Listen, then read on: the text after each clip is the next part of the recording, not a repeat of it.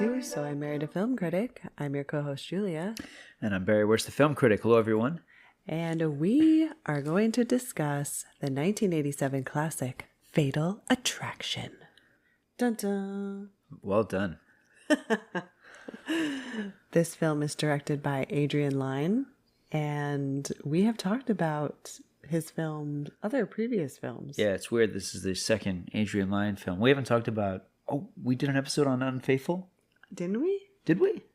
I don't remember. I don't think we did. I think we just talked about it, but I don't think we did I think an that episode. was a private conversation. I think our listeners are missing out on our riveting discussion on Unfaithful. Oh, man. Your eyes are so beautiful. You should never close them, even when you are asleep. Oh, that's probably why we didn't do it. Yeah, it's a pretty kind of lame. cheese, that movie. Yeah, that movie wants to be Fatal Attraction the worst way. But, you know, most erotic thrillers after Fatal Attraction wanted to be Fatal Attraction. Mm-hmm. The good ones all had Michael Douglas in them. No, there you go. Yeah. So this movie is basically stars three people. Mm-hmm. Yeah. Yeah, we have a kind of a love triangle that's not really a triangle. Yeah. At least for the most part, they're not even aware that it is a triangle for most of the movie. Mm-hmm. So yeah, we got Michael Douglas, we got Glenn Close, and Anne Archer, and I feel like these are the roles that probably define them more than anything else. And even though I think Douglas has surpassed this, I feel like, oh man, Douglas did a movie called Wonder Boys. I think that's his best film that came out in 1999. Glenn Close, I mean, there's so many definitive Glenn Close performances, but this is the one that's pretty legendary. She played Norma Desmond on Broadway in Sunset Boulevard. That's probably my favorite. And then Anne Archer. Yeah, this is it for Anne Archer. No, I'm kidding. She did a movie called Shortcuts, actually. She played a birthday party clown in the movie Shortcuts, the Robert Altman film, and I love her in that. That's probably my favorite of hers, her performances. But, I mean, this movie was a monster. I was a grade school kid, and even I was very aware that this thing had just kind of taken over. The way people talk about Marvel Cinematic Universe now, that's how people were talking about this thing. I mean, everybody was talking about Fatal Attraction. Everyone had an opinion about it. Everyone had talked about how many times they had seen it, how shocking it was. This thing was a part of the conversation. It was the zeitgeist just absorbed this thing. There were all these questions about morality that this film tapped into. This came out around the time, I mean, this is 87, so AIDS was in, I hate to put it this way, but it was in full effect, and there were, you know, a lot of beautiful men and women who were struggling with AIDS. And here comes a film that is, you know, maybe the best commercial for safe sex ever, this movie, or no sex, rather. This is like one of the best pro-abstinence movies you could ever hope for.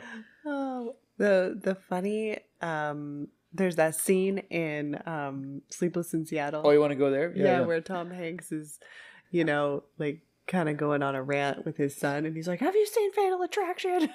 Yeah, no, I mean, there's so many of those to talk about. I mean, Michael J. Fox in the movie The Hard Way is telling James Woods, like, until she boils your rabbit, you know, like, there's that.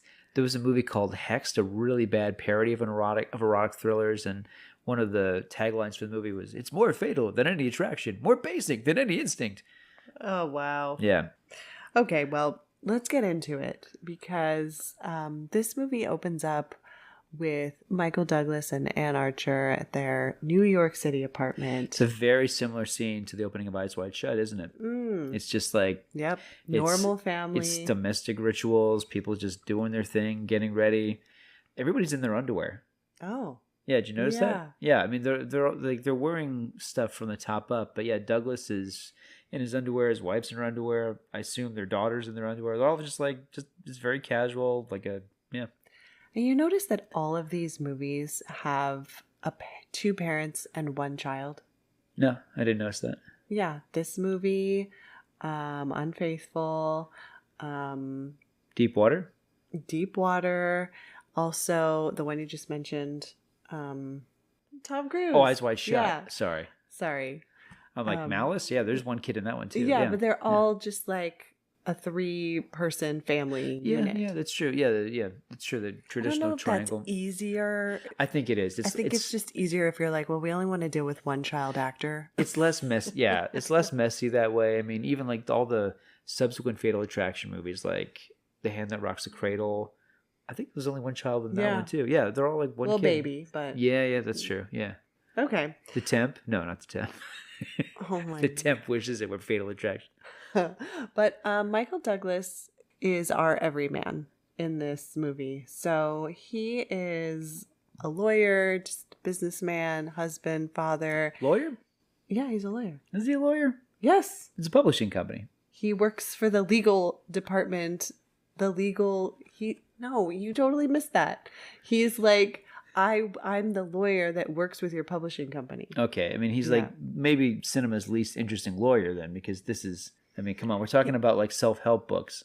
Right. He's doing lawyering for like copywriting, infringement. Okay. It's definitely the least sexy thing about Fatal Attraction. He's not like a litigator. I mean, there's no like, no, you're out of order. No, nothing like that. He's like, have they plagiarized this book? I'm going to find out. Yeah. Yeah. Okay, the other thing is that their daughter looks like a little boy, and I always get confused, and this is what I think happened. Okay. This is my theory.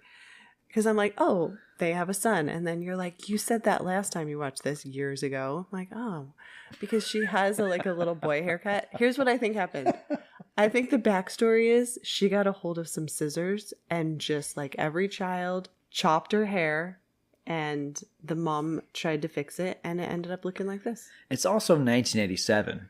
Is this a popular haircut in the 1987? It was never a pop. Whoa. I was this age. I was this child's age in 1987. She roughly has the same haircut that Molly Ringwald has in For Keeps, so maybe. Okay, I don't know. I mean, Michael Douglas's hair. I mean, he's had spectacular hair. This is like 80s prom picture hair, and then Oh, the 80s hair in this movie. Yeah, Ann Archer and especially Glenn Close. I mean, it's almost like it's dueling 80s hairdos here. Yeah. I mean, they got the full-on 80s mane going on. They're like the pride of the jungle. Oh man, they should buy stock in that, Aquanet. Oh, big time. Yeah. And the ozone layer has a few holes because of these two actresses. Okay, so Dan and Beth are getting ready to go out to a work thing. This is a work party, like, gathering. And I think I did write, wow, 80s hair in my notes. Everywhere.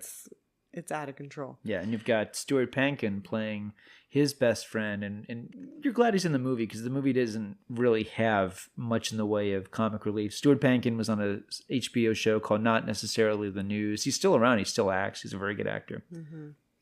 So this is the scene where we meet Glenn Close's character, Alex Forrest. And what... She's an associate editor. Dan's friend kind of tries to make a pass at her. Yeah. And she's just like, whatever, and like walks away. Gives him a really scary look. Yeah. Yeah. Yeah. You're like, oh, okay. Yeah. And they comment on it too, but I'm thinking, yeah, man, like I've certainly, I've been like, hey, how you doing? And I've gotten like a go away look, but not quite like this. This is amazing. You got the major stink eye? Yeah. Okay. Yeah. So then at one point, Dan sits down at the bar next to Alex, and they have a little conversation. Yes. And that's when they find out they kind of work together, but not really. And that's kind of the end of that. They don't really... Do you think they have chemistry here? Yeah. Yeah, I think they have good interplay. But I mean, if you don't know what this movie is, if by some chance, some miracle, you're seeing this movie and you have no idea what Fatal Attraction is about, I don't think you would have guessed the film is going to develop the way it does. Yeah, no. Especially in the scene that comes next, where we see them in strictly a business milieu. They're working together on we'll get to that. But yeah, no, I mean, the chemistry is always there. But again, like if you don't know what Fatal Attraction is by some miracle, it is fun to go into this because you wouldn't assume this movie goes as extreme as it does. No, not with this beginning. But does anybody not know what this movie is? That's the thing. It's like this movie is such a touchstone. I feel it's like the shower scene from Psycho. People know that even if they've never seen Psycho. I feel like Fatal Attraction is a lot of those scenes. Mm-hmm. So if you haven't watched it all the way through, you definitely should. If you've only like Googled certain scenes or YouTubed them, you should do yourself a favor and just watch the whole thing. Do people Google Fatal Attraction? I don't know. What maybe. is Fatal Attraction? What is that movie my parents thought was so scary in the 80s? Yeah, well, maybe if someone calls someone a bunny boiler and then they want to know what that means. I don't know. Hey, wait a second. What is a bunny? Hey! Okay, so we find out Beth and Ellen, the daughter, are going out of town. They're going to go to the grandparents' house, and they're going to go look at a house in the country. Potentially, they want to move out of the city. And so Dan's going to be home alone for a night. Yes, just him and the dog. Yeah, him and Quincy. And he has a work meeting. And so he goes into the office, and what do you know? Alex is in the meeting. And so this is his fancy lawyering, you know, that he's like eating food. Like he's just kind of like gets like cream cheese on his nose. You know, basic lawyering. Yeah, basic lawyering.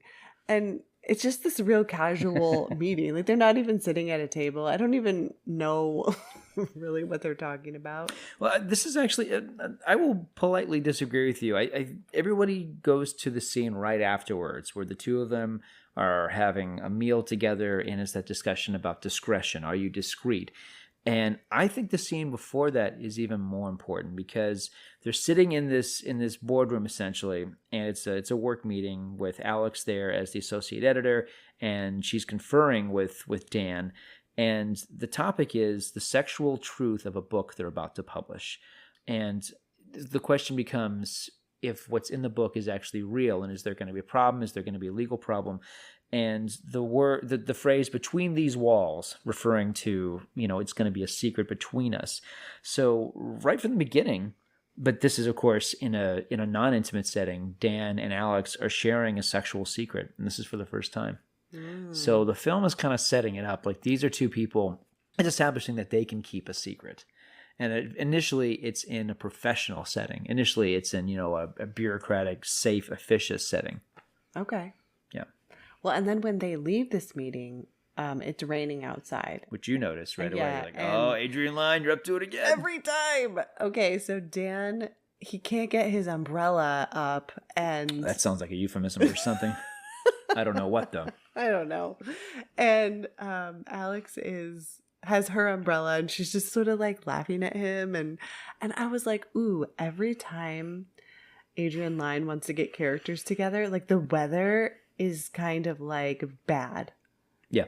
You know, like in this one, it's rain. In Unfaithful, it's the wind, a horrible windstorm. A ridiculous windstorm. It's so stupid. But this one is a little more realistic where... Yeah, his umbrella isn't working, as you've said. Yeah. But I mean, no, I think there is something to it. I mean, look, it's Fatal Attraction. It's not subtle. It's like, you know, the weather is changing. A storm is coming. You know, the movie is setting itself up for like, this is a fateful meeting. Right. And so they run off, you know, into a restaurant under her umbrella together, and they're like running down the street. And then they have this lunch, you know, I wouldn't call it a date, but... No, not at all. But it's a casual lunch, and he certainly sees it that way. Right. And she quickly changes it into something else with the tone of her conversation. That's where the conversation, very famous scene where she asks, you know, are you discreet? I got a lot of pull here, you know, my favorite restaurant. Yeah, I noticed. You know me well. Miss, you want a coffee? I love it. Could we have 2 coffees, please? Well, I tell you, it's... You want one? No, thank you. It's funny being a lawyer, you know, it's like being a doctor. Everybody's telling you their innermost secrets. Oh, God. You just have to be discreet. Oh, God, yeah. Are you? Am I what? Discreet.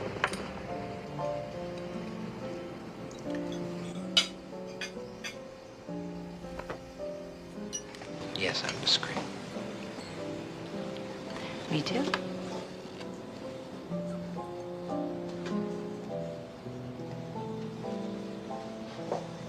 Can I ask you something? What? Why don't you have a date tonight, Saturday night? I did have a date. I stood him up. That was the phone call I made. Does that make you feel good? Does it make me feel bad? So where's your wife? Where's my wife? My wife is in the country with her parents visiting for the weekend. And you're here with a strange girl being a naughty boy? I don't think having dinner with anybody's a crime. Not yet. And then it's funny, like you kind of wonder, like, well, how far is the scene going to go? How far are they? I mean, how far is it going to go for him until he finally, it's like, okay. Her line is, "We're two adults," and he goes, "Let's get the check." And then we immediately cut to No, but before that, tonsil hockey. He, but before that, he says, "Oh, well, this is up to you." That's a good point. Yeah, thank you for pointing that out. Yeah. If we do anything, it's your fault. It's your call basically right now. And I thought that was interesting because here we have this guy who seemingly has it all, gorgeous wife, cute kid, good job, apartment in New York, whatever.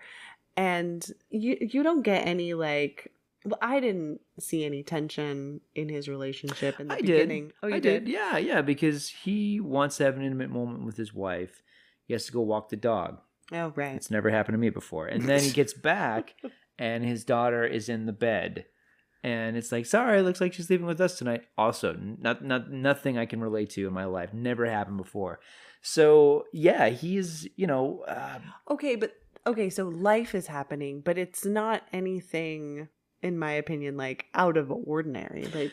No, it's nothing drastic, but it is that thing of well, he's married to this beautiful frustrated. Woman. Yeah, he's frustrated. He's whatever. He's repressed. That's kind of a strong way of putting it, but okay. Yeah.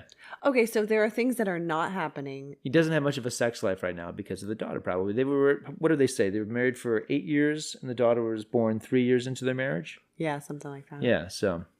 Okay. Yeah, and it might be that thing of as I've said about people I know who are we got married too quickly, we're too young, we didn't really get to know each other. Maybe it's that sense of we're missing out on stuff because we're raising this little girl and she gives herself a Floby cut and now she looks like Tinkerbell.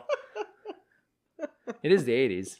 Oh my God. Flobies were all the rage in 87. Okay, but so he's sitting in this restaurant with Alex, mm-hmm. and he's like, yeah, I can be discreet, and it's up to you if you want to do this. And just seemingly if you want to, I'm game, but he doesn't say it like that. And it's just kind of weird to me that he's leaving it all, the ball's in her court. Well, you made a really good point too, and this is really interesting too, and I've thought about this since we had this conversation about this movie, one of many conversations we've had about Fatal Attraction. You asked me the rhetorical question, has he done this before? And I'm like, I don't know. That's a great question, because you're right. On the one hand, it is this moment of oh, we're both talking about the same thing, and we both want the same thing, but if you're cool with it, it is that kind of thing.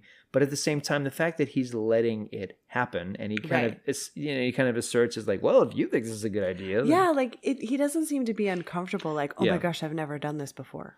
Right, and he doesn't say I wouldn't. It's not the thing of I would never do this, or that's something I would never do. No, it's like I'm married, which quickly becomes okay.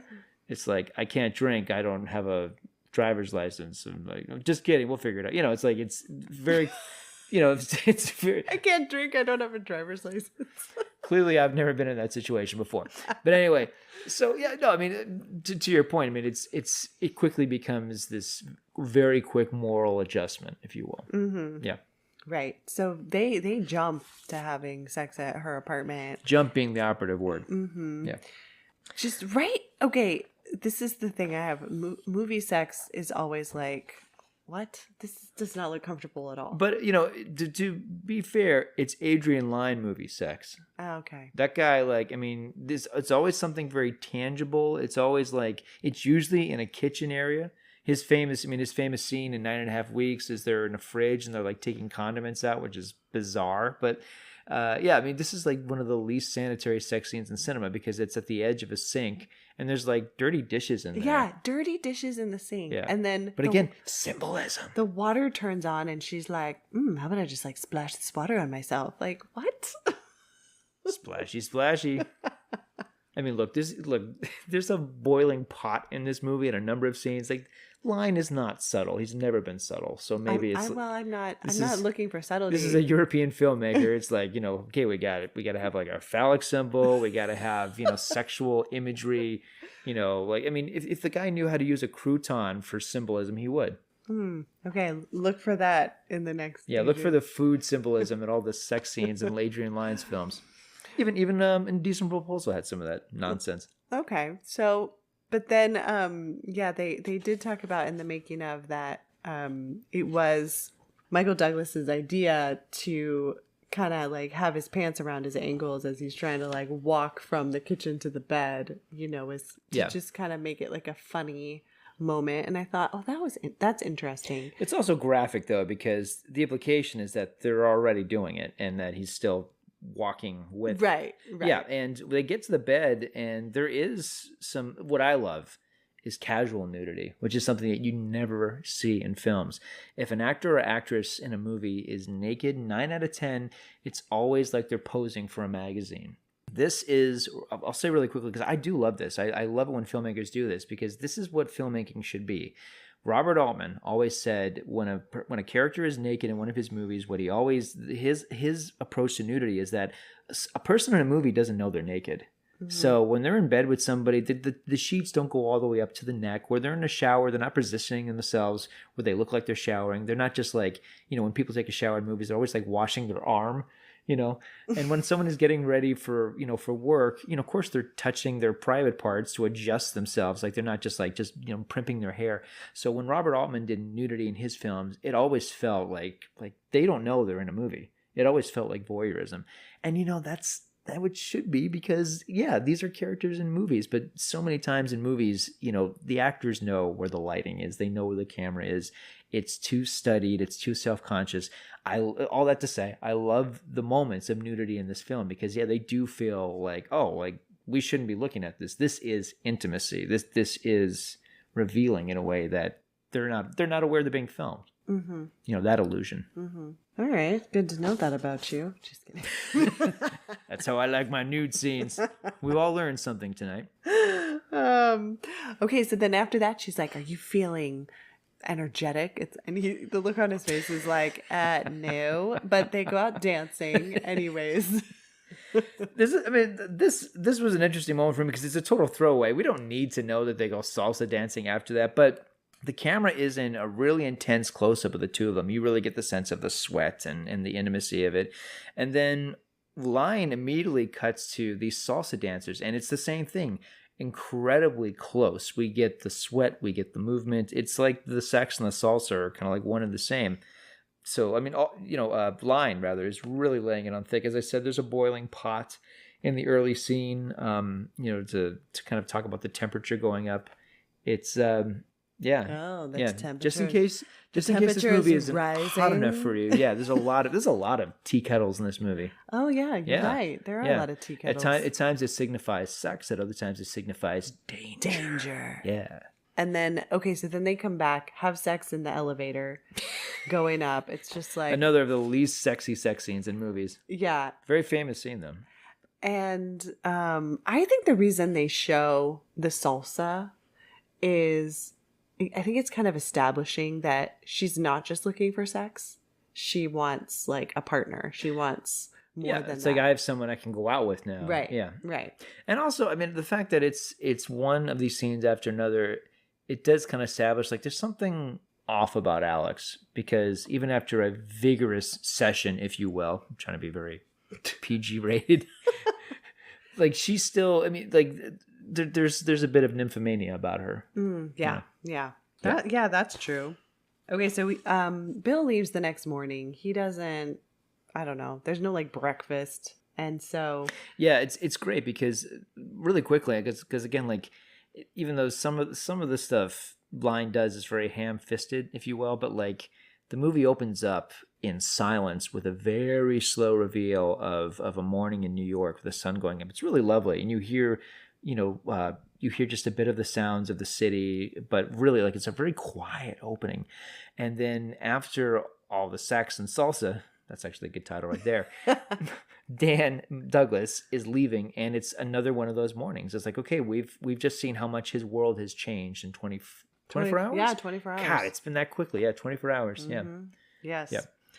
Okay, so then his wife calls, and he finally talks to her and lies to her, tells her that he had dinner with Bill, and Beth tells him, well, we got to stay an extra night. We weren't able to see the house. I don't want to fight traffic, yada, yada. And so he gets another free night. It's interesting because two things about the scene you just described. One is that when he listens to his wife's voice on the answering machine, the camera is a tight close-up of Douglas. I love it because I'm really reading his face. I'm like, is it guilt? Is it the whole thing like, oh God, this again, this life? I'm really trying to figure out like what it is that's going through his mind at that point, but it's something is registering really strongly. And as you've indicated, because of the way he snuck out of there, out of Alex's place, you don't really get a sense that he wants more of that. You know, you really get the sense like he's just going to hang out with Quincy and... Yeah, he's like, okay, well, I got work to do, and I'm just going to be here eating he's got some basic lawyering to do. Yeah. Do my basic lawyer stuff. Yeah. For any lawyers out there, please don't send me hate mail. Okay. All right. Well, they don't send hate mail. You know, they send like, court orders. So. Someone's going to knock on my door. We have a summons. Yeah. Did you call me a basic lawyer? I do important lawyer stuff. Okay. So I think there's a law firm called Basic Lawyering. There should be. Is it cheaper? Because I would call them. Can I just get a basic lawyer? All right. So then this is where I think creepiness starts, is Alex. Yeah. Alex calls him. How does she get his number? Yeah. How does Well, it's innocent. It's work. I'm sure, she probably has his number. I mean, look, there's no email at this point, but I'm sure. No, does she call like the operator? No. I suspect there was a memo when they had to deal with that issue about the book. Mm-hmm. Yeah, it was probably like, you're going to be dealing with Dan Gallagher, right? Dan Gallagher. You're going to deal with Dan Gallagher. Here's his number. Here's his P.O. box address, since there's no email or anything. Yeah. All right. Here's his library card number. So, but she's like, you were gone when I woke up. Yeah. I hate that. Yeah. Why did you just leave? He's like, didn't you get my note?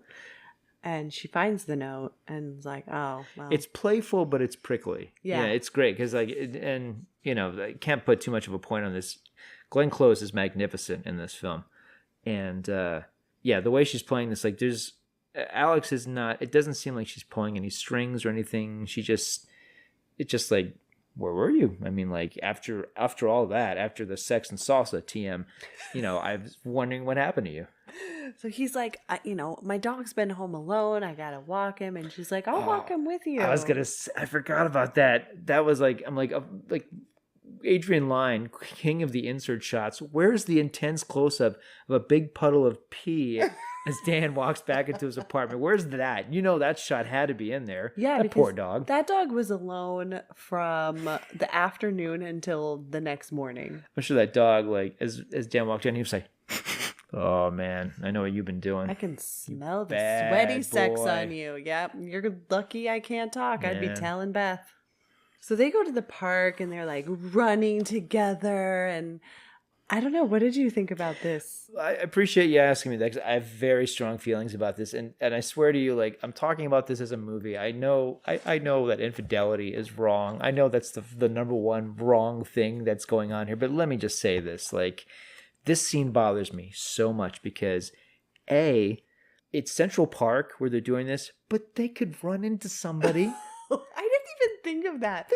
Like, they don't have friends? Like, of course they could. I mean, it's New York. It's New York. In the 80s. I mean, they could get mugged, or one of their friends could walk by and be like, hey, Dan, sorry, I thought that was Beth. You think someone's going to run in randomly into one of their friends in New York? Why not? Sure, they're socialites.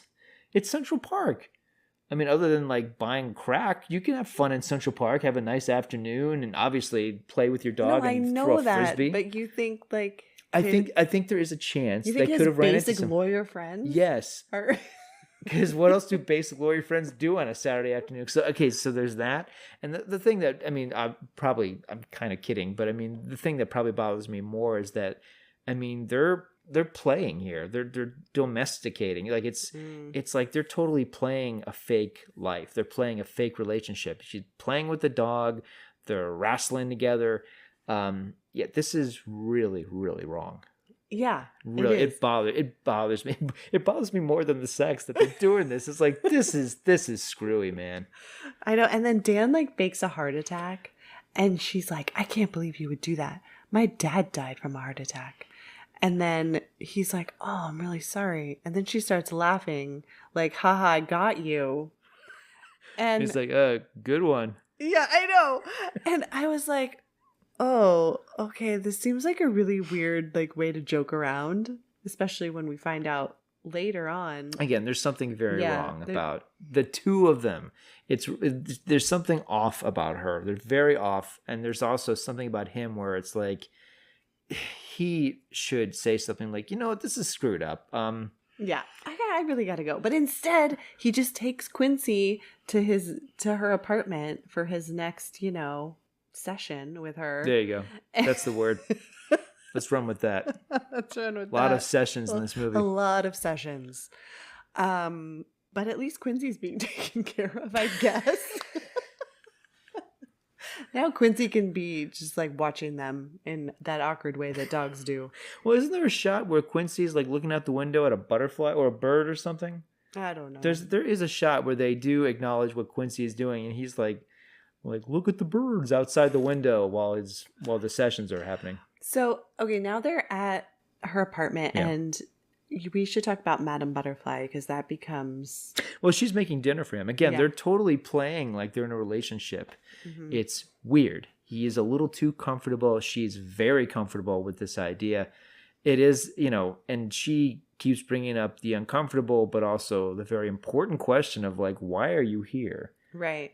Like if your marriage is so great, what are you doing with me? Yeah. Yeah. And he doesn't really ever answer. He doesn't give a good answer. And, we'll get into... Well, he's just like, I'm really lucky. That's what he says. Right. Like, okay. Yeah. Yeah, so she's putting on Madame Butterfly, and it's it's the 80s, so it's a tape cassette.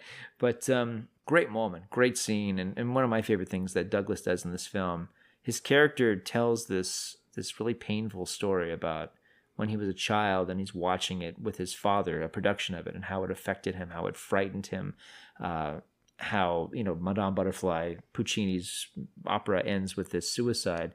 And, it's some pretty explicit foreshadowing in the part of the film, but you don't know that. But it's wonderful. It's wonderful because the way he and Alex are having an emotional moment over his recollection, it's nice. And it's also like, okay, they're having these real moments in the midst of all this honey play acting that they're doing. Yeah, they're playing house because right. She says, so what are you doing here? And he says, you're terrific, but I'm married.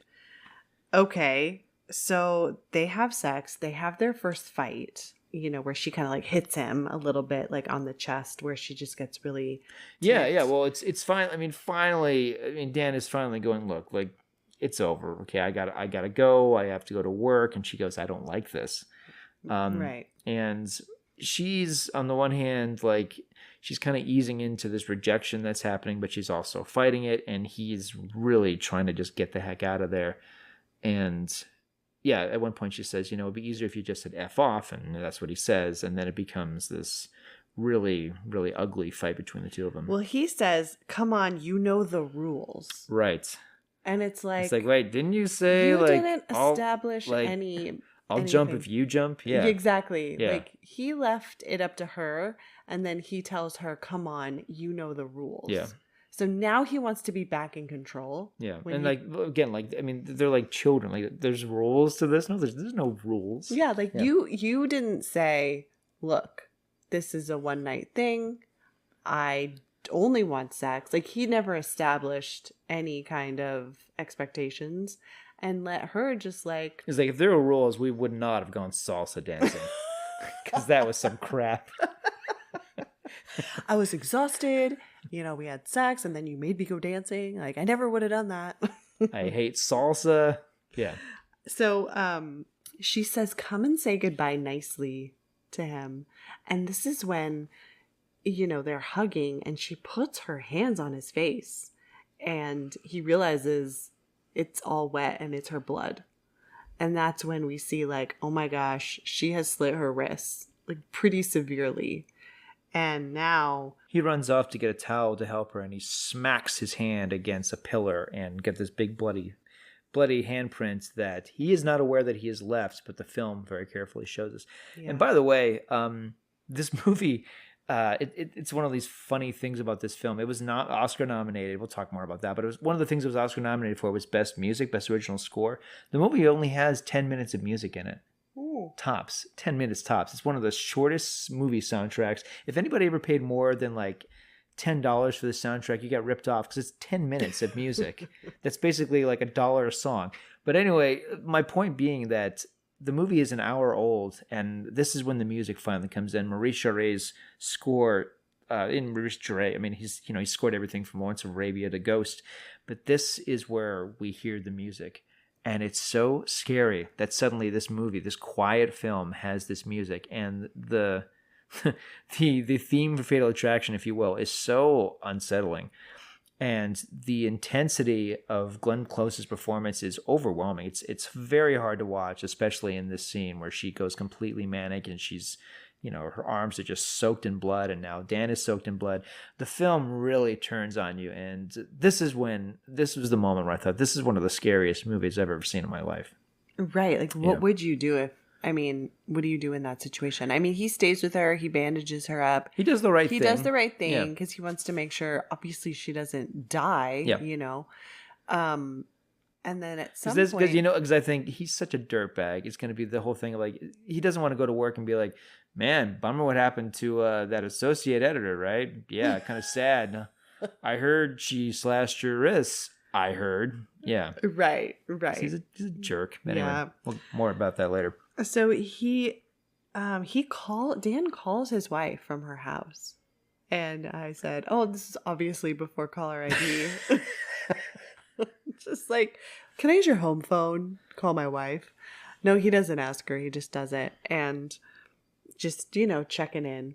And then he leaves in the morning, but he's like, promise me you're going to see a doctor. And she's like, yeah, I will. I mean, it's so crazy. And then he goes home. He messes up his bed. He pretends that he's been sleeping there. He gives Quincy his leftovers. I'm like, why didn't you just put it down the garbage disposal? I love that moment so much. To give it to your dog? This is the twofer. Feed my dog and get rid of the evidence that I was not around to eat my wife's crappy spaghetti. Yes. Yeah. Hey, maybe it's good spaghetti. We don't know. You made some excellent spaghetti tonight. Thank you. But I think it was probably better than Ann Archer's because he could have been home eating that spaghetti, but no, he was out with Alex Forrest. Exactly. So, gosh, he made some really bad choices. Really bad. Then he goes to work and he comes home and sees, his wife and daughter. And then, she's telling him all about this house up in upstate New York. And he's like, yeah, well, let's go see it. Let's go check it out. And so he loves it. I don't know. Do you want to say anything about the house? I don't know. They just... Sure. The thing I wrote in my notes, because Beth shows him the house and she's talking about some of the changes she wants to do. And this is a beautiful country home. And at one point she goes, yeah, we'll have a painting party. My note says, WTF is a painting party. What the heck is that? Why would anybody go to that? I think that's when you tell all your friends, like, hey, let's paint the house together. Yeah, who would go to that? Be fun. Because do you remember this? I went to a hot tub party, which meant that my friend wanted me to help carry his hot tub into his backyard and set it up. Oh, man. And then after like 4 hours of that, he's like, you want to get in? I'm like, no, I want to go home. I'm exhausted. I've been lifting your hot tub. Wow, that is not what a hot tub party should be. It should be. I know. I have my trunks. I have... You didn't know? No, this is my friend Steven. Remember? Like, yeah, it's a hot tub party. I'm like, great. I'm like, oh, we're actually going to bring it in your house. Okay. Oh, God, it's heavy. I can see why you had so many people come to this hot tub party. Oh, good. It wasn't just you and him. No, it was like 7 of us, and we needed like 4 more of us. It was really heavy. And I remember leaving like, freaking hot tub party. So like, what's a painting party? Is that what that is? Yeah. It's just like, I'll do the bathroom. Is that what it is? Like, yeah. They buy the paint and the brushes and everyone gets to work. Oh my gosh. Well, first of all, we've never had this and I will never go to one of these because that's some crap right there. A painting party? Hire painters, you schmucks. Yeah, they have the money. No kidding. I mean, I don't know. He is a basic lawyer, so maybe they don't have a ton of money. Get some basic painters. I'll paint your walls, but it's going to take me 7 weeks. There's only one of me. Okay. So, all right. So they love the house. They're thinking about getting it. And he goes back to work, and who is in his office when he shows up? And Black Leather Jack, like, oh man, we are so deep in film noir territory. It's great.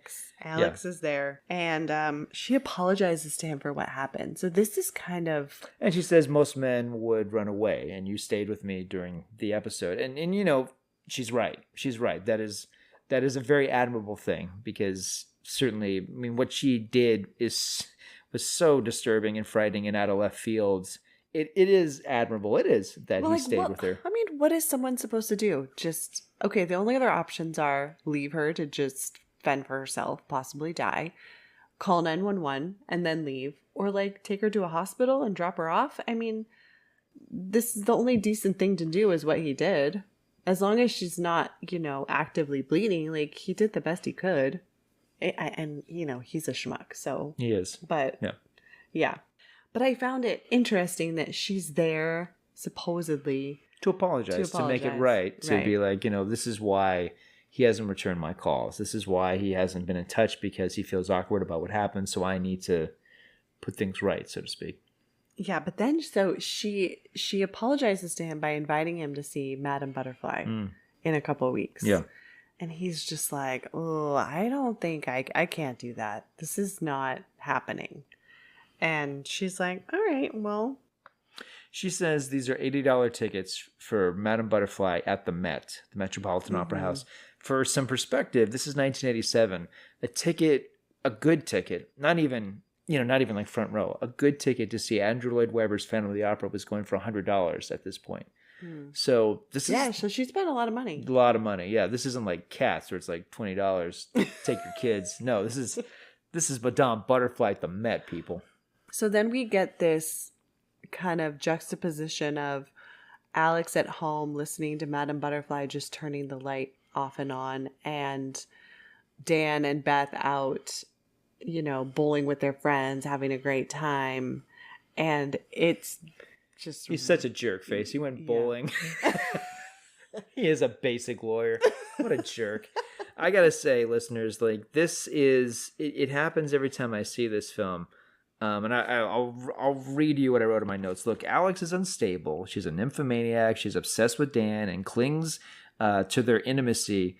But she's not the villain of this movie. Dan is. She embodies what he wants, and she also embodies how he'll pay for his sins. Watching Alex Forrest sit by herself, listening to Madame Butterfly, turning off her lights on and on, probably all night long, just sitting there. I know some people see it as like a horror movie moment. I know people have said it's like one of the scariest. No, my heart breaks every time I see this. It just kills me. I feel so awful for her, and I hate his guts because the idiot went bowling when he could have went to see Madame Butterfly. Yeah, that's true. I mean, come on, at least like that's it. All right, it's public. Nothing's gonna happen at the Met, presumably. Like, just go with her to Madame Butterfly. If he goes with her, though, it's just encouraging this fake relationship on some level he doesn't want. But he doesn't have that perspective yet. I mean, but Alex, he knows unstable, enough. Unstable, but not crazy at this point, right? We can assume that he doesn't think she's crazy at this point, just like she's a clinger, right? The Vince Vaughn, she's a Class A clinger, a Stage 5 clinger. There you go. Yeah, no, you don't encourage Stage 5 clingers by like spending more time with them, though. I'm not talking about real life. I'm talking about the world of Fatal Attraction. In this movie, do you really think? I mean, I don't know. I think least he could have done. No, just go with her to like, hey, like, I'm really glad we saw this really tragic thing together. No. Okay, like, I'll see you at the office. No, buddy. No, a little chuck on the chin. That's only going to encourage her more and make her more attached to him. Like, he should have been like, hey, like, I'll have my buddy Stuart Pankin, like, have him go with her. No, like, although I think he's bowling with him, isn't he? Yes. Yeah. No, okay, I agree with you that Alex is not like the villain right now. But Dan, if he wants to like keep her at bay, he can't be agreeing to these quote unquote casual like dates with her. All right. That's how she would see it. Fair enough. Although it's I would say salsa. You can't do it. Okay, so after that part, Alex just keeps calling him at work. She is not letting go, and he says it's not a good idea for them to talk anymore. And then this is when we get that scene that you were talking to me about where Beth is getting ready in front of the mirror. Yeah, it's begins with a picture of the two of them, of Dan and Beth, and he's like grappling her. I'm like, that's interesting. Because it's not so much that he's holding her as much as he's possessing her. And we immediately cut to Douglas staring at his wife. And it makes me think like his wife is like that house. She's a possession. She's something that he has. Does he love her? I don't know. I think he's very fond of her, but I don't know. I don't know. Obviously there's a lack of honesty there. So I like I said, I don't respect this relationship. I think she's fantastic. Clearly. Yeah. She's clearly a super mom. No, she's great. And I was like, Beth, total hottie and coitus interruptus for this couple at every turn. It is pretty ridiculous because, like, not to sound like a big dumb male, although it's of course the case, but like, Glenn Close is smoking in this movie. She's smoking in real life, but like Ann Archer is freaking gorgeous in this movie. It's like, you idiots. Yeah. No, she's dummy. Yeah, she's totally hot. And the fact that they can't figure out how to have sex in their own apartment. An apartment that big too. Yeah, it's crazy. I'm like, put a show on for the kid and like go lock the door. Yeah, it's 87. Put on some Thundercats. Seriously. Put on some headphones, crank up the Tiffany. Like it should not be that complicated. Yeah. But for them, they keep getting interrupted and then their friends come over for dinner. And whenever they're with their friends, it's just like this great, like riotous good time, So I don't know, but you're right. I don't know how he feels about his wife. I just don't know. I don't sense a camaraderie like he has with his buddy at work, who clearly knows everything. Yeah. Like they have more chemistry in the friendship department than he does with his wife. I don't know. Yeah. I mean, I agree.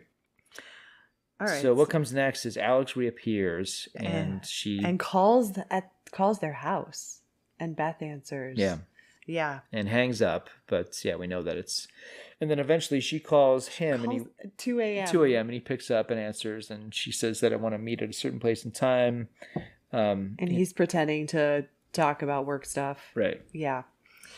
And he sees her the next day, and this is where, she says that she's pregnant. And oh man.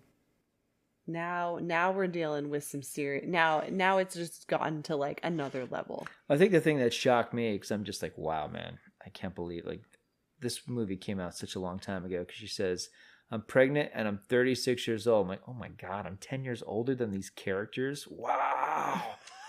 1987 was that long ago. Jeez. Yeah, and she's like, I don't know. I'm 36 years old. I don't know if I'm going to have another opportunity, so I'm keeping this baby. And he's just like, what? I mean, I'll pay for an abortion. Like, let's just get this taken care of. And she's like, nope. I love that this is in the film because this is 87. This is when, I mean, the topic of abortion has always been a hot topic. It's always been controversial. But at this point, it wasn't something that popped up in mainstream American movies. This was the stuff of TV films. This was something that, people talked about in editorials. But it's such a painful and personal and divisive topic. And the fact that it's here and it's so in your face and, and you're so mixed about this, right? Because Dan's perspective, it's like it's erasing the mistake. Her perspective is like, no, not only do I love you and I want to be with you, but like this is the thing that should push you over the edge because look, you're going to be a daddy. Again, yeah. Right. Yeah. Right. Even though you're already a dad and you're an idiot because he was like, you don't like, you're not on the pill basically. And she's like, no, I had a really bad miscarriage. I didn't think I could get pregnant. And I'm just like... And I think doesn't he say, like, isn't there anybody else? Oh, yeah, yeah. Are you sure it's mine? And she's like, I don't sleep around, Dan. Like, I'm not a slut, I think she even says, like, I'm not a slut. Yeah. And so and there's Dan going, man, if I could just go back in time and wrap it up, that probably would have been a good idea.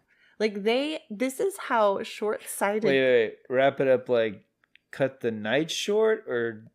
wear a condom. Oh, okay. That is what you're saying. I wasn't sure. I'm like, is that a euphemism? That is. It is. Wow. Well, because this is, if you go back to their conversation. Wrap it up, Dan. Wrap it up, Dan. Time for some sessions. Wrap it up for your sessions, please. No, but if you go back to their first, lunch together, the only thing that's really discussed is, are you discreet? Mm-hmm. And do you want to do this? And he never,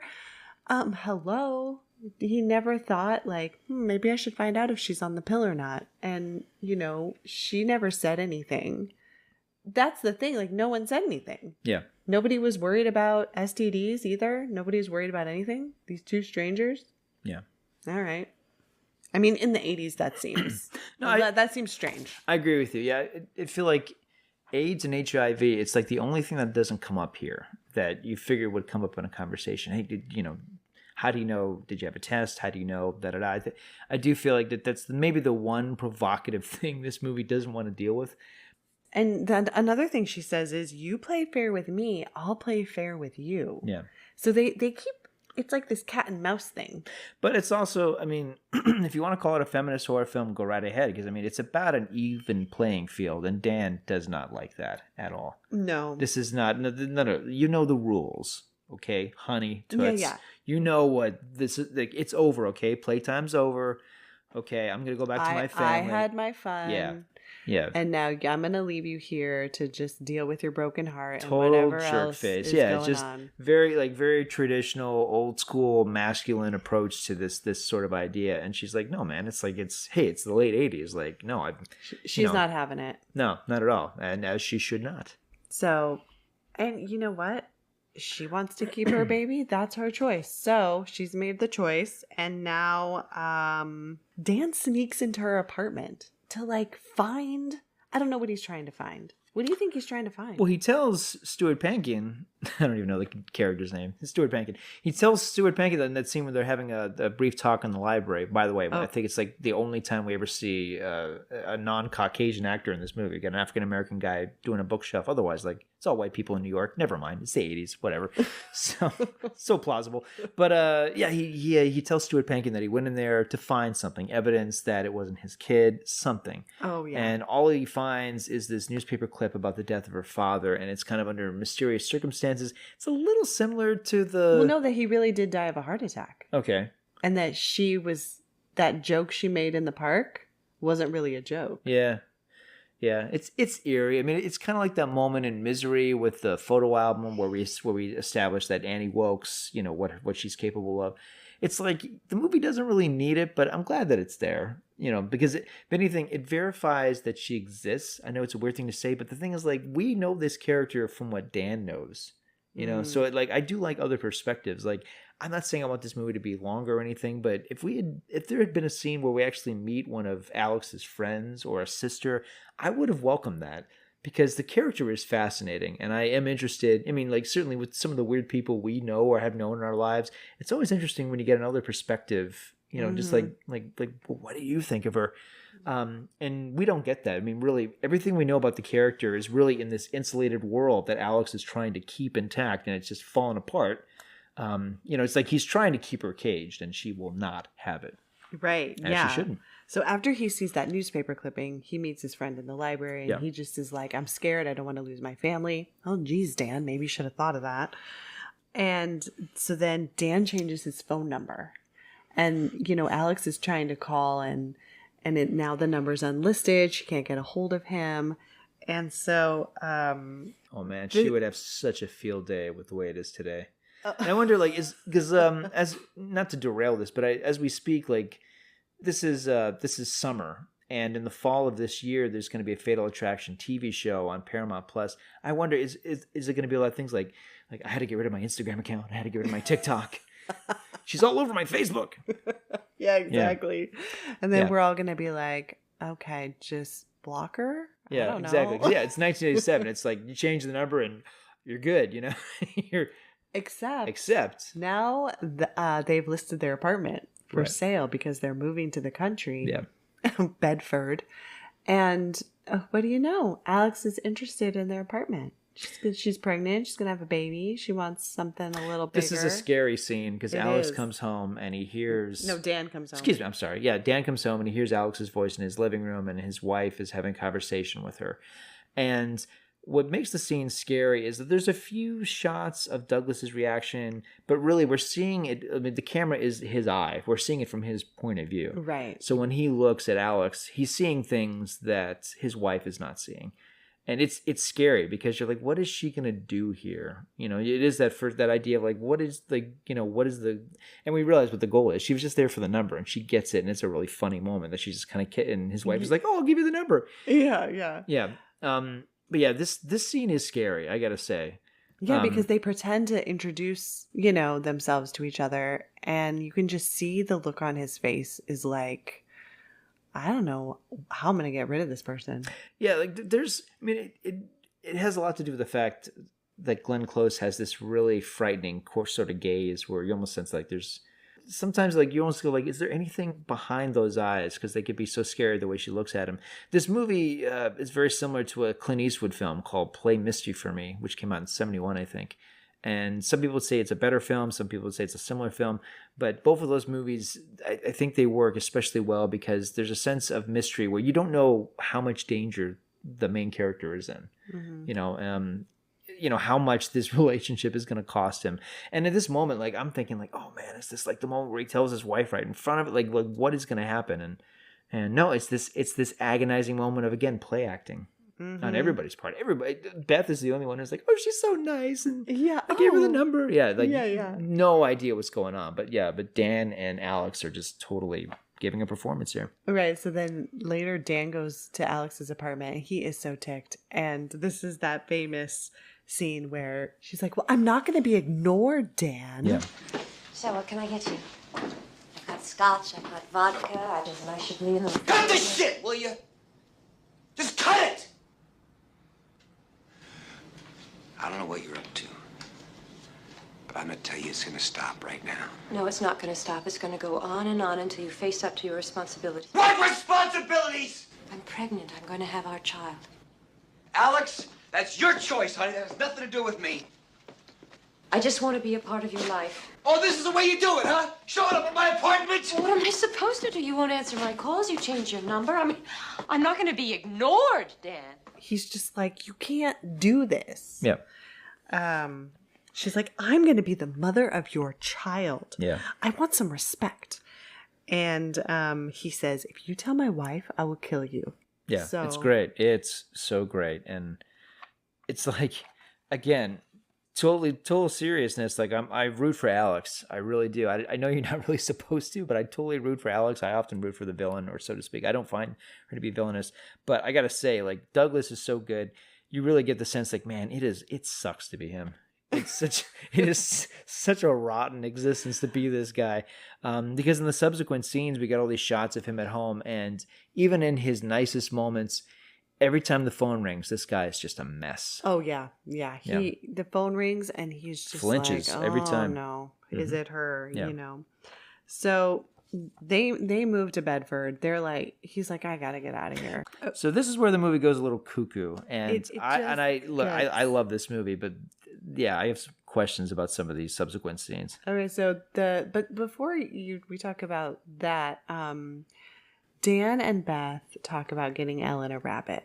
She really wants one. Yep. And so finally, Dan has this white rabbit in a cage, and it's at the office, and he takes the rabbit to the car in the parking garage. Yeah. And Alex is watching him. And this is where we see that she has poured acid all over his car. And my question, how? Yeah. Because here's the thing. I'm totally serious about this right now. If you're like, Barry, I need you to get some dry ice, I know where to go. If you were like, Barry, I need you to get toxic waste, I actually know where to go. I have no idea where I would casually get acid and how to handle that. I know. And put it on a dude's car. Yeah, how would you transport it? What do you put it in? And as we see, there's a lot of smoke. Put it in plastic, it'll eat it up. I mean, did she wait? I mean, did she watch him walk away and then she like, whoo, and like puts on her gloves and then like giddily like pours this acid all over and watch it? I can't imagine it. It's so ridiculous. It's, yeah.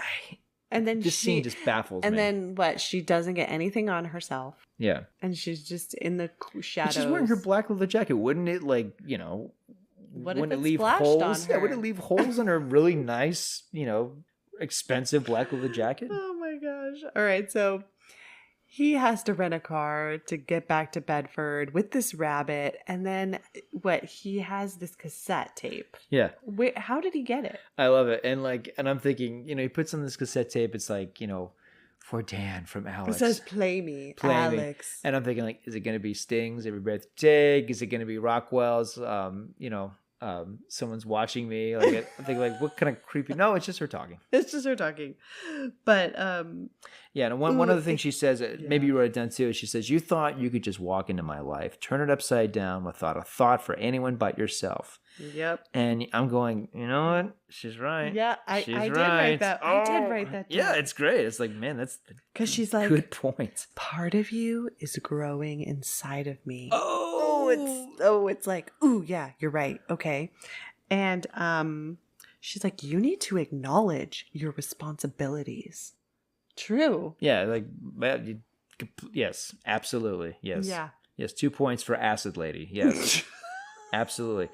But then again, like another moment that just it feels written. It doesn't like the acid thing to me. It's like that's what a writer would write. It doesn't feel like something someone would actually do. Right. And I mean, you know me. I've dated some interesting people, and I've certainly known people who have dated interesting people who have done crazy things. But like, I've never known anybody get acid on their car. Ever. And then the scene, another thing, like it just feels like it just feels off. She's spying on him from outside. She's watching him with his wife and daughter, and she vomits at the sight of them. Do you remember that? Oh, well, maybe that's No, weird. I think it's morning sickness. You think so? It could have been. Yeah. Okay. But yeah, she follows him home. Yeah. And he gives. And she's watching them. Yeah. Ellen gets her rabbit, and she's very excited. And Alex is just outside. Yeah. It's so creepy. Yeah. Yeah. It's like on one hand, you're like, okay, Alex, you make some very good points. On the other hand, you're so creepy.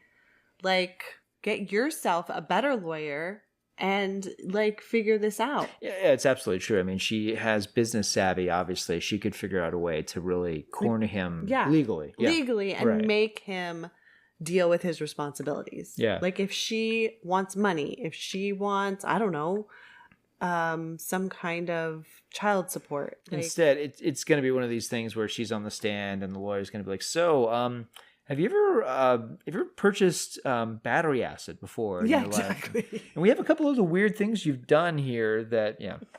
Exactly. So Dan goes to the police, and I love this scene so much. I love it. It's hilarious. And it's he's like, well, we can't do anything. Like, technically, she kind of hasn't really done anything yet. Yeah. And he's like, oh, because he's pretending it's a friend. That's what I love. Yeah. He's just like, He's so this guy I know with this girl, and what should he do? And the police officer says, well, it's his bed. He's going to have to lie in it. Yeah. And he's like looking right at him and says it, I love it so much. Just the cop's like, so this friend of yours, does he look like a young Spartacus? Like he knows. Does he look like you, perhaps? And then the look on Dan's face when he says it's his bed, he's gonna have to lie in it, is just like, crap. It's great, yeah. Yeah. Yep. So, this is when we get to the bunny situation because, their family, they've been out of the house and they get home and this poor bunny. I swear the dog was like, this house is crazy. Run, bunny. I know. Quincy's like, woo, I'm really glad they got that bunny, or it could have been me. Like, man, oh, thank God. It's definitely not going to be me now. Yeah, but they come home from seeing the grandparents, and poor Beth has to find this boiled bunny in a pot on the stove. And then Ellen, seeing that it's empty, like the little rabbit hutch is empty and her rabbit is gone. Okay, this is when I was like, okay, You're not rooting for I am Alex not anymore? rooting for Alex anymore because literally now she's traumatizing a child to make her points. Yeah. I mean, she takes it further than She that, takes it so far. Yeah. And I'm like, okay, think about it. Like, now you're pregnant. You're going to have a child. This is what you want somebody to do to your kid? Like, no. This is completely disgusting and irresponsible. And unless you mean. like rabbits too. And then it's a very thoughtful gesture. And she just wanted to cook for him. Like, I didn't think you guys would have time to make dinner after, like, being with the grandparents all day. So I was just helping you out. Yeah. Okay. Exactly. See? No.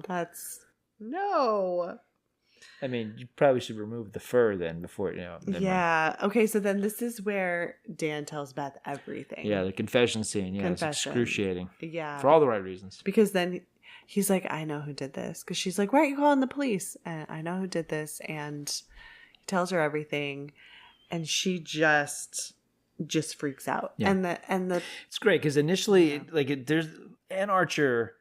For one thing, she is an excellent actress. I think she's best known for playing Jack Ryan's wife in two of those Jack Ryan movies. But like, this is the film. I mean, she was Oscar nominated for this. It absolutely launched her, and I think it's primarily because of this scene, because she's not just playing the wife of dealing with the other woman. This scene, she plays a lot of notes because initially when he's first admitting to it, she's very tender. She almost seems apologetic. It's like she can't believe it. There's a lot of stuff going on. I love an actor that can convey what they're thinking, or like just the fact that they're thinking so much. So when she finally lashes out at him, and physically it's fantastic. You want her to have the strength of Mike Tyson. But it's not satisfying. It's not crowd pleasing because Lyne makes it agonizing because we cut to the daughter watching them. So this is the only time I cried during this movie. It's so powerful, and it's a brilliant touch because obviously, I mean, this is literally the Oscar clip for Anne Archer when she was up for Best Supporting Actress. This is the clip they showed at the Academy Awards.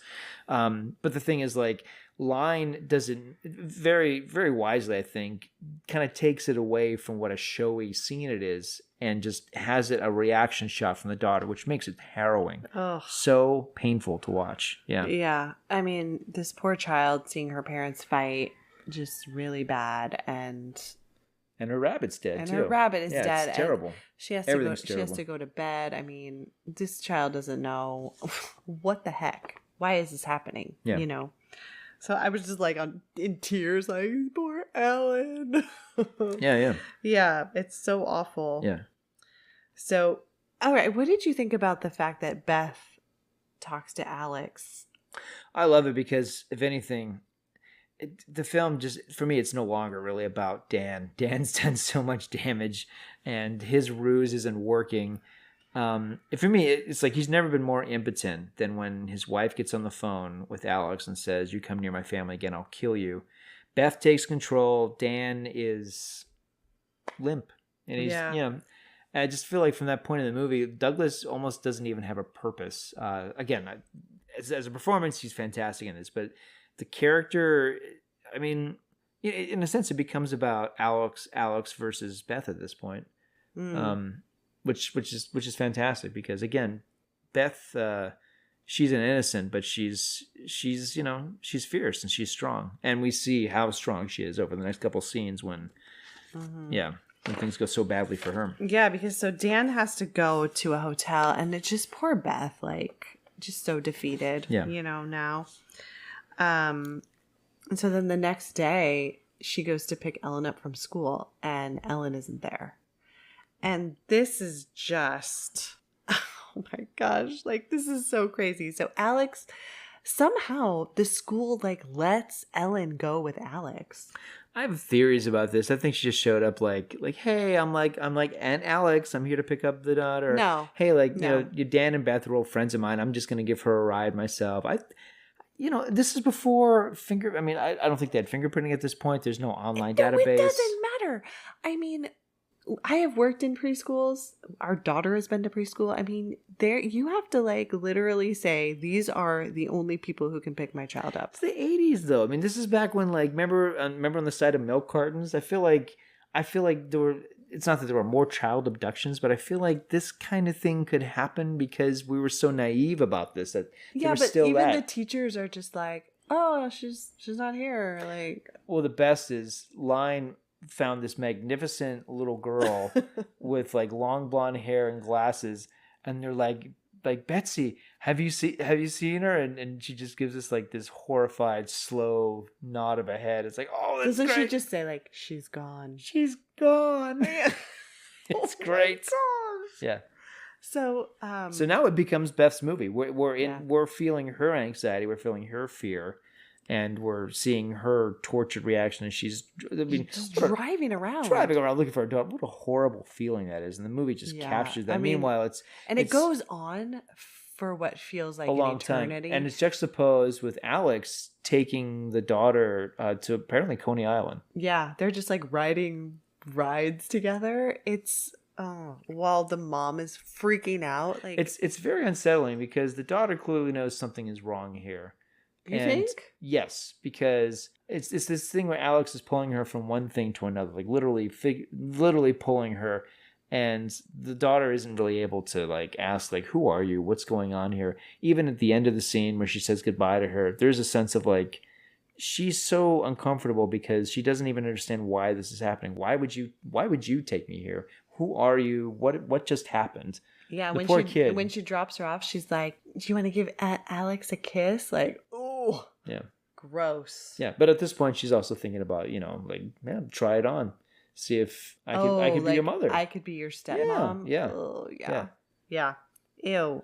So Beth is driving around. She's so desperate. She rear ends a car. She goes to the hospital.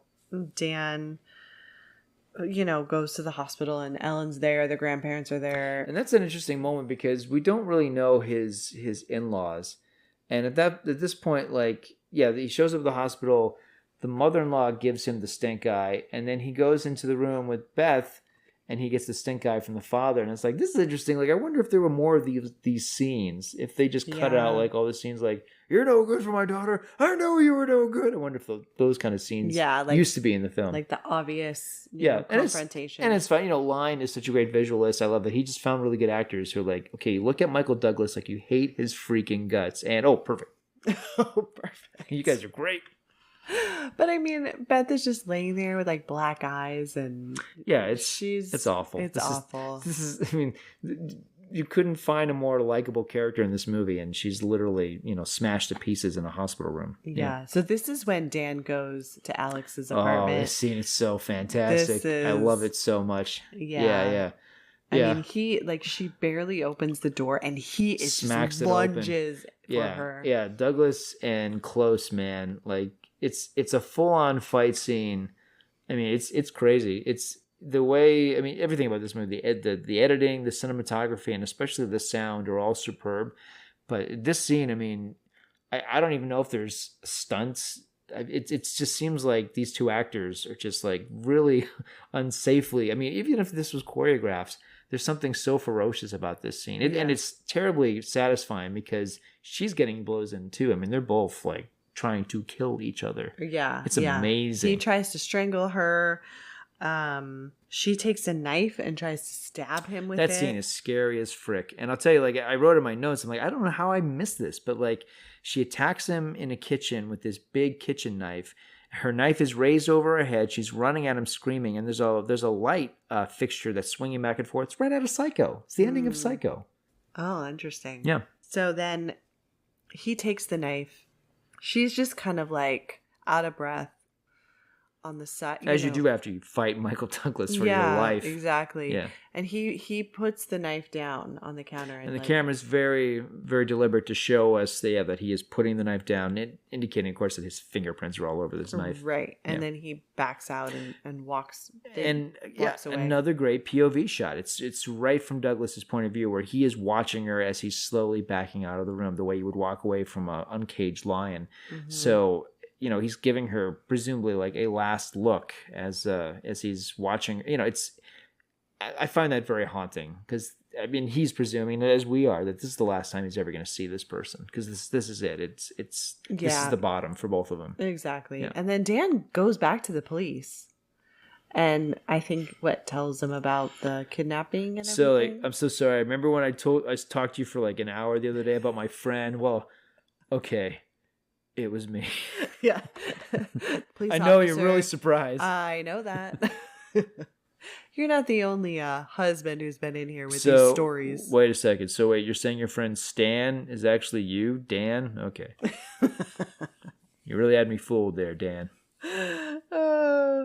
So he goes back there. Then Beth is home with her black eyes, Yeah. and this is the climax of the whole thing where she's running a bath, the hottest bath in history. Oh man, like this bath looks like it's about to explode. I And then mean, downstairs. No, but there's the steam in this bathroom. It's I'm like, incredible. what is this bath like 110 degrees? Oh, it's great. Yeah, this looks like the most inviting. Yeah, I know. You could boil an egg in this bath, right? my God. And then meanwhile, downstairs, Dan is making like the hottest like Cup kettle of tea, of tea yes. in humankind. Yeah, I mean it's like, it's Yeah, like your least favorite sound of all time. That's like one of my big pet peeves. But it's also in a movie. I'm just like, take it off the stove, take it off. But of course, like no.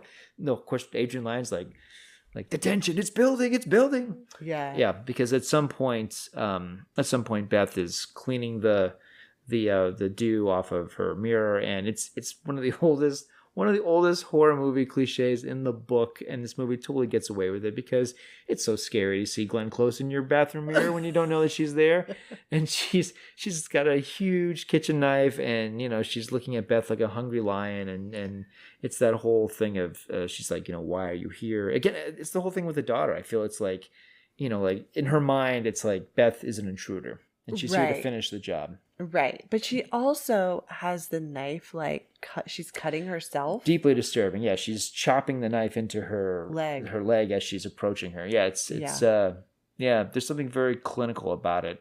Yeah, to say that it clearly Glenn Close did her homework about the kind of mannerisms and the sort of self-destructive cutting behavior that someone would exude in, this kind of extreme circumstance. Right.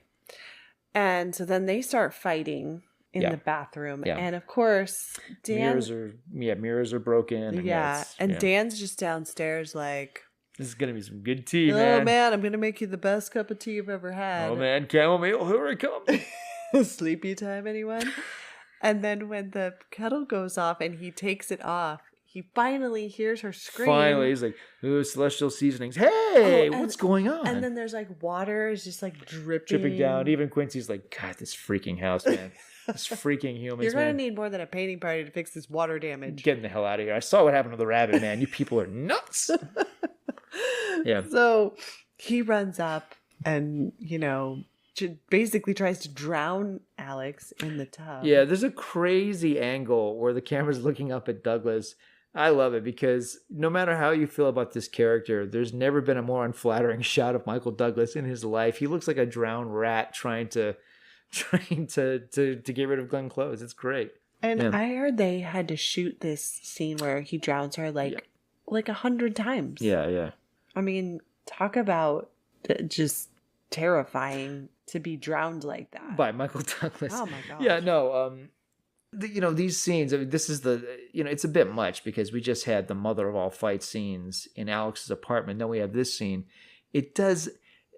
To give it credit, I mean, both of these scenes, I mean, the intensity of them are pretty amazing, I think. Yeah. They don't feel choreographed. They feel dangerous. You feel that the actors are unsafe. You worry about the actors. I did, yeah. Because whether it's is she holding her breath? Is it an issue of, is it like not real porcelain that he's banging her head against? Like there's all these little movie tricks, but still it just seems like they must have walked away limping after however long it took to film this insane sequence. Yeah. So she drowns, but then somehow awakens and comes out of the tub. Yeah. And then Beth just shoots her. And interestingly, Beth shoots her in the stomach. So yeah, so that solves the issue of an unborn child. Oh, Well, when you put it that way. Well, it should be considered that way. It's tragic. The film is on the one hand, like, and I feel like it's a deliberate choice because, let's face it, in these movies, they always shoot him dead bang in the head. But the fact that she shoots her in the stomach, that's an interesting choice because that's eliminating Alex as... I thought it was like right in the center. Okay. I don't know. But either way, it's just very obvious that she's dead. She's a goner. Yes. Yeah. There's a lot of blood and nobody dies like Glenn Close. I've seen Glenn Close die in a few movies. The second best would be the chandelier to the face in Mars Attacks, but this is pretty amazing. I mean that as a compliment. I mean, she's amazing. She's amazing in this. So then they call the police and that's it. And then the camera lingers on a shot of the family. Yeah, it's very much like, well, tidy this up and time to go home, folks. Yeah. Right. But we watched the alternative ending. Yeah, it's one of the most famous movies to ever have a reshot ending, as everybody knows this about Fatal Attraction. It originally had a different ending and audiences didn't like it, so they went back and they said it wasn't satisfying enough. Yeah, I mean, which is like, man, like those 80s audiences, they were bloodthirsty. Because I really liked the first ending. Yeah, I prefer the original ending. Yeah, the original ending, it picks up. As I said, like it makes that fight between Dan and Alex. That's the real climax of the movie, which is as it should be, because that's an all stops out scene. It's terrific. The movie can't get better than that. It really can't. But that was originally the ending of the film. Or rather, the climax of the film where he leaves his fingerprints on the knife. He's watching her as he's walking away. That really is their last scene together. So not long after that, cops come to his farmhouse. Some time has passed and it's established that Alex has died. The cops are indicating that they're going to arrest him because his fingerprints are all over the house and you have someone and the knife. Yeah, and she slashed her own throat. And on the one hand, and they show her slashing her. Yeah, own throat. It's so disturbing. And she's just sitting there listening to Puccini, and that's the image the movie leaves us on. But it is a little ambiguous because Beth has the tape recording of Alex, and she hears there's something on the tape recording that's a little incriminating and possibly could help Dan's case to get him out. But Dan is being given the perp walk and taken away by a cop at the end of the film. Because she says, I will kill myself. Yeah, so on the one hand, but it's ambiguous. It's open. In the same way that the ending of Unfaithful, although I feel like Unfaithful I don't think that ending even works. But no, that ending's confusing. It doesn't, This ending works because no matter, even if he gets off, he's still being punished. Right. As he should be. And Beth is saving his ass, as it should be. And Alex, as much as I don't want her to die in this way, what a horrible, lonely death, so much like so much of her life. But it's full circle.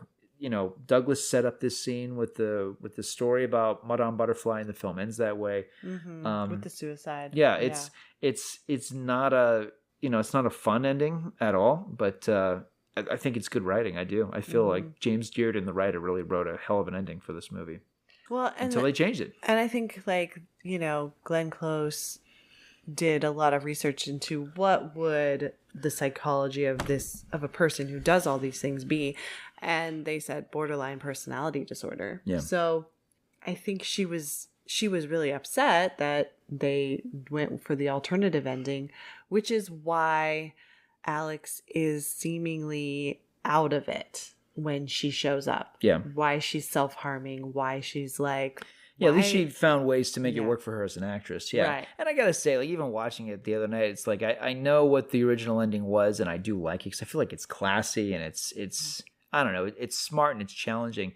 The other, the ending that everyone saw when the movie was released theatrically, it's crass, it's ultra violent, it's pulpy, but man, it really does work. I do think it works on some level. I mean, it's crowd pleasing and it really does feel like a total horror movie ending. But Adrian Lyne directs the heck out of it. I think it's so good. Yeah.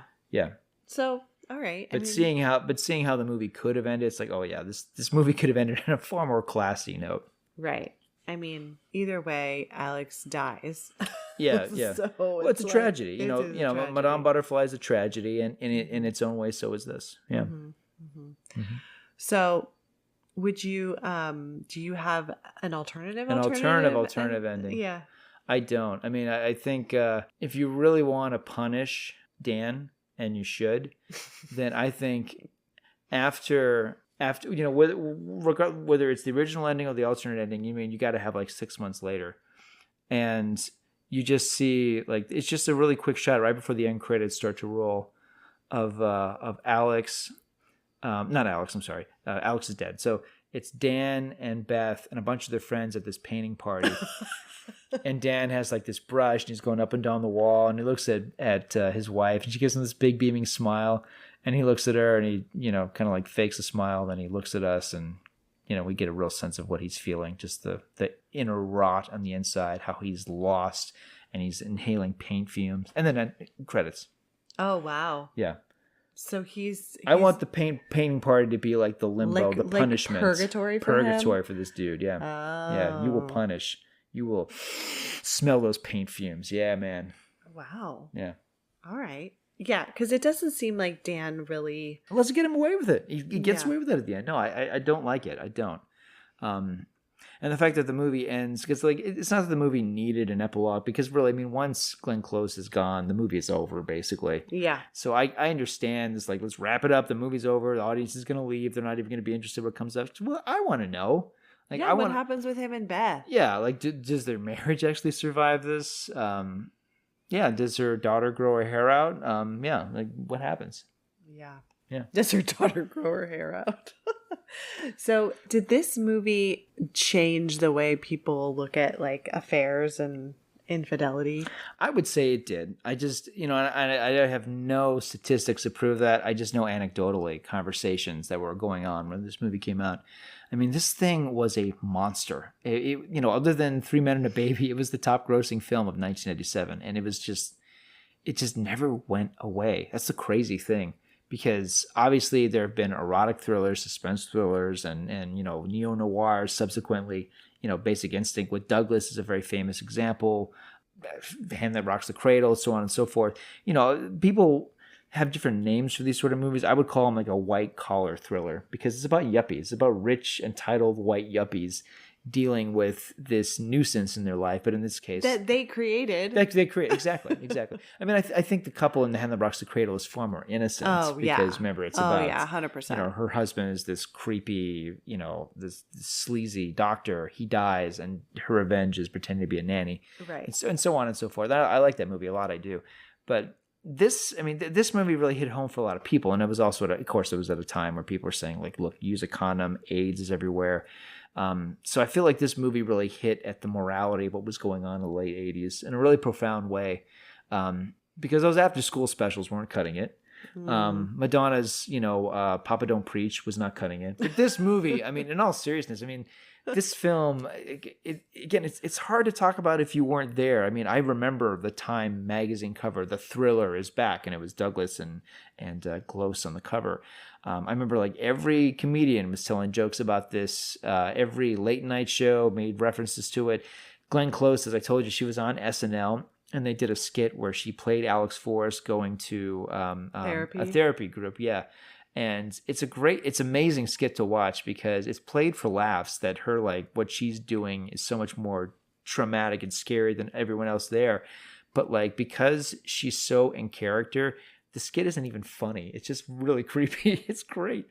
Like this film, it just tapped into the zeitgeist in a way that was just, you couldn't deny the impact of this film. And it's funny because it's a very mainstream American movie on one hand, but it is pretty raw. It felt raw then. It still feels pretty raw today, even though it has these crowd pleasing mainstream things about it. Yeah. But that's why when I was a kid, I wanted to see this film so badly. When you were a kid. A kid. Like a child. A child. Yeah, I was Ellen's age. No. Yeah. Pretty much. No, I was about 9, 10 years old when this came out. Yeah, about 9 or so. Yeah. And then, should I tell that story? Yeah. All right. So, this thing, there was a Mad Magazine parody. My buddies at school were talking about it in the 4th grade. It's insane. That is insane. But like everywhere I went, Fatal Attraction.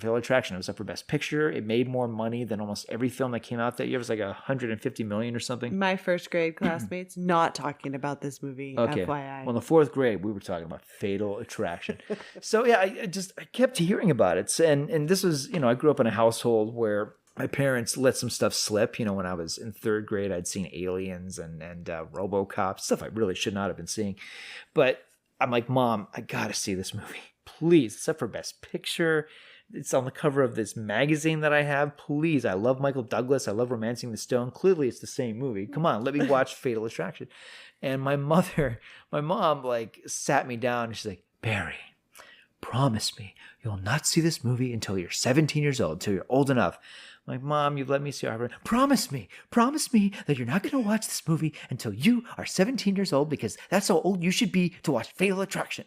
I'm like, all right, Mom, I promise. I promise you, out of all the R-rated movies I will see, like, tonight, I will not watch Fatal Attraction until I'm 17. So what happens is, my 17th birthday comes and I have this, I'm hanging with my high school buddies. This is years later and I'm having a fun day. I get home at night and it's like 9 o'clock. I'm alone at my house, and my dad was going to come home late that night. He had a red-eye flight. And he's like, yeah, I'll see you on your birthday, you know, but I'll be home like 11:30 midnight. So you get the house to yourself. So I get home, it's really late. And I had a long day with my buddies at the beach. We're having fun. It was just a long, fun day. And I remember sitting on the couch and I'm just like, oh, I can see Fatal Attraction. I'm old enough. I'm 17 years old now. I can actually watch Fatal Attraction, because I didn't watch it. So I had to go into our room where we kept all our video cassettes. And my mom had made a point to get a ladder and put Fatal Attraction on the top shelf so I couldn't get to it. I mean, she was, by the way, I worked at a video store, so it's not like I couldn't get Fatal Attraction, but whatever, Mom. So, but no, I was good. That was the one thing she asked me. One thing she ever asked me to do, really. Promise me. So I did. So I get this little step ladder and I get Fatal Attraction off the top of our shelf. There's a layer of dust on it, but like I take it out of the sleeve and sure enough, it's been rewound. It's in pristine condition. I'm like, all right, watch Fatal Attraction. So it's like 10 o'clock at night, and I think I get some microwavable popcorn. I push play. I'm watching the movie, and I turn off all the lights in the house just because I want to have. And I turn the volume way up. And the scene where Glenn Close reveals to Michael Douglas that she has slashed her wrist and she is smearing blood all over his face, I was so freaking frightened. And I realized, oh, this was such a bad idea. Because, like, I was too afraid to get up and turn the lights on. Like, I was, like, trapped. And I had, like, this little blanket, and I'm putting it up to my eyes. I'm so afraid. And that's, like I said, there's no music in this movie except for a few moments. So, like, the movie just, it felt like it was happening to me. And Glenn Close's character petrified me. The movie really, like, I wasn't prepared for how scary that movie was. And then the moment where Glenn Close leaps out of the bathtub, that's the moment my dad got home. And not only did he get home, like, it was almost like he planned it. The door flies open and goes, "Happy birthday, man!" Right as Glenn Close goes, "Ah!" And I'm just like, "Ah!" I just jumped out of the couch. And my dad's like, "You okay?" You know, I'm like, "I'm watching Fatal Attraction." So, yeah, that was the first you time. You hadn't gone through puberty yet? Oh, my, yeah.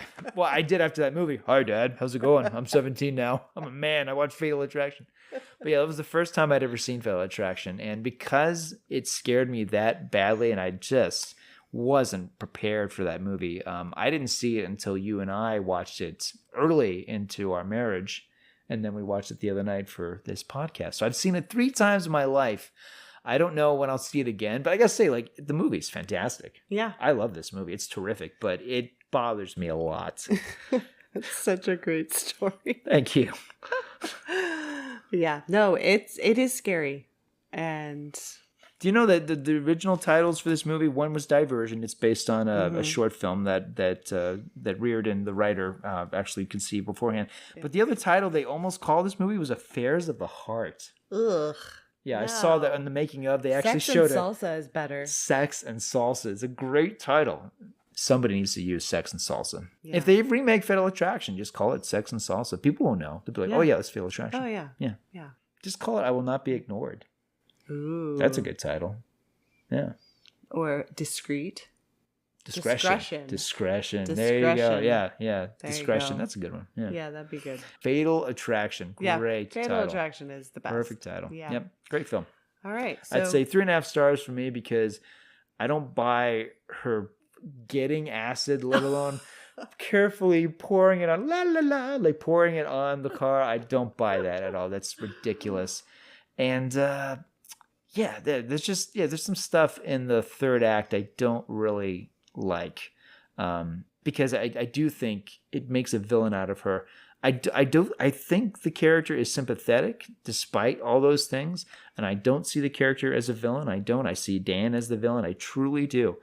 But there are some things that the movie does that I think tries to kind of tries to really position her as the bad guy, so to speak, and I don't always buy that. They're both awful. They're both not both making good. some big mistakes. Yeah, they're both not good. So, yeah, they needed to have that birth control talk up front, and Dan should have never, he just shouldn't have been cheating on his wife. But then we wouldn't have a movie. So he's a basic lawyer. This is what they do. He's just a basic white guy, that is supposed to be like every man. But I don't know.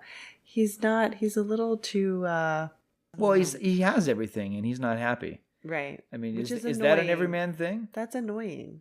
I don't know. Is it? I mean, I feel like I'm doing pretty fantastic, and I'm like, not like, man, like, wish I could find a Glenn Close to run off with. Wish I could get some sex and salsa. No. You just ask. You can have that. Oh, well, in that case, wow. We're gonna end this podcast This has early. been a very special episode. Oh, it's funny. No, I mean, yeah. I don't know if it's because he has everything, but I agree with you on 3.5 stars. I do think it would have been nice to get a little more insight into Dan and Beth and what exactly he thought was missing from their relationship. Because I think that would have helped just the audience be like, oh, okay, like maybe a little bit more understanding. Because from my perspective, like, dude's got it all. Like, what are you doing? Yeah.